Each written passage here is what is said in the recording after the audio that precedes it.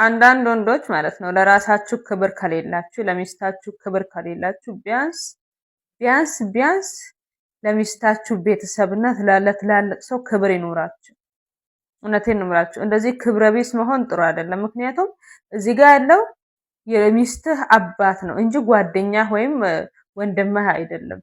በጣም እኔ ይሄ ምስል ቪዲዮውን ሳይ በጣም ነው ወላሂ በጣም የተሰማኝ። ለምን አባትየው እንዴት በአይነ ቆሪጥ እያየ እንዴት እየተሸማቀቀ እንዳለ አይታችሁ ሊሆን ይችላል። እና በጣም የሚያሳዝን ተግባር ነው ወላሂ ነው የምላችሁ። አንደኛ ነገር ልጁ ስለምትለየው እያዘነ ነው ይሄ አባት። ሁለተኛ ነገር ደግሞ ልጁን እሱ ፊት ለፊት እንደዚህ ማድረግ አለበት ትላላችሁ? ይሄ ብልግና ነው የሚባለው። እውነቴን ነው የምላችሁ። ፍቅር መግለጽም አይደለም ምንም አይደለም፣ ብልግና ነው።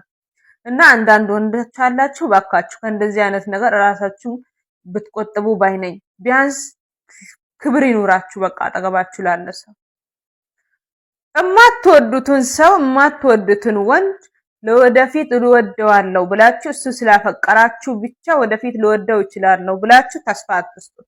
እማትፈልጉት ከሆነ ለወደፊት ከሱ ጋር መቀጠል እማትፈልጉ ከሆነ እንደማታፈቅሩት እንደማትወዱት እሱን ስታዩት ደስታ እንደማይሰማችሁ ውስጣችሁ ካወቀ ያን ሰው ሸኙት ከራሳችሁ ላይ። እውነታውን ዝርዝር አድርጋችሁ በቃ ይቅርታ አድርግልኝ፣ አንተ ጥሩ ሰው ነህ፣ ብወድ ባገባ ደስ ይለኛል፣ ግን በቃ አልፈልግህም፣ እኔ አንተን አልወድህም በሉት። አለቀ እንጂ ወደፊት ልወደው ይችላል፣ አሳዘነኝ፣ ምን ብዬ ነግረዋለሁ፣ ይሉንታ ይዞኝ ነው ምናምን ብላችሁ በሰው ህይወት አትቀልዱ። እማትፈልጉት ከሆነ እውነታውን ንገሩት፣ እሱ የራሱን ውሳኔ ይወስን። እውነቴን ነው የምላችሁ። በሰው እድሜም አትጫወቱ፣ በሰው ፍቅርም አትጫወቱ፣ በሰው ተስፋም አትቀልዱ። በተረፈ ይሄን ቪዲዮ ሼር፣ ኮፒ ሊንክ አድርጉት። ወዳችኋለሁ። ላይክም እንዳይረሳ።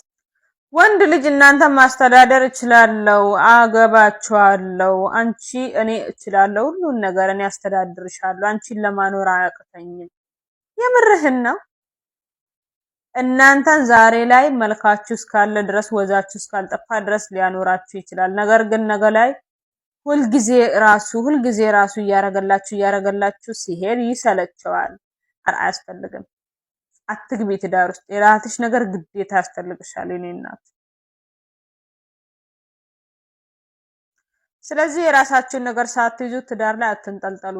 መጀመሪያ የራሳችሁን ነገር ያዙ። ነገ ላይ ያጋጫችኋል። በጥፊ እያኖርኩሽ ነው እንኪቢ፣ እያጠጣሁሽ ነው እንኪቢ፣ እርግጫ ከበላ ጥፊ ትበላላችሁ። ስለዚህ የራሳችሁን ነገር ወቻችሁን የፈለጋችሁትን ነገር ገዝታችሁ ለማየት የፈለጋችሁትን ገዝታችሁ ለመልበስ እሱ ጋር ብትጣሉ ራሳችሁን ችላችሁ ለማየት እቺን ሴት ያዋረዳችኋት እና ያሰቃያችኋት መሰላችሁ፣ ግን የሷን የእንጀራ መንገድ ነው የከፈታችሁላት። እቺን ሴት ያሰቃያችሁ ሰዎች እኔ በጣም ተከፍቼ በጣም አዝኜ ይሄን ቪዲዮ ሳይ በጣም ነበር የተከፋሁት፣ በጣም ነበር ያዘንኩት። ነገር ግን የተዋጣላትን ብር ሳይ ደግሞ በጣም ተደሰትኩኝ። በቃ ለከይር ነው ሁሉም ነገር። ምናልባት ይሄ ቪዲዮ ባይቀረጽ ኖሮ እነዚህ ሰዎች የስራቸውን ይስጣቸው፣ ባያሰቃዩት ኖሮ ባያዋረዷት እና እሷን ያዋረዱ መስሏቸው ነው እነሱ እንኳን እንደዚህ አሰቃይቷት ሶሻል ሚዲያ ላይ ላይክ እና ፎሎ ስብሰባ ይለቀቁት።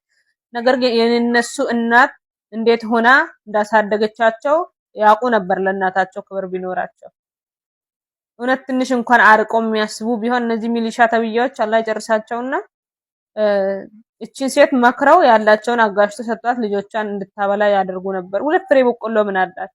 ልጆቿ ከሚሞቱባት በራብ እያለቁባት እንደሆነ ሲገባት ነው ሄዳ ያሰረቀችው እንጂ ወዳ አይደለም።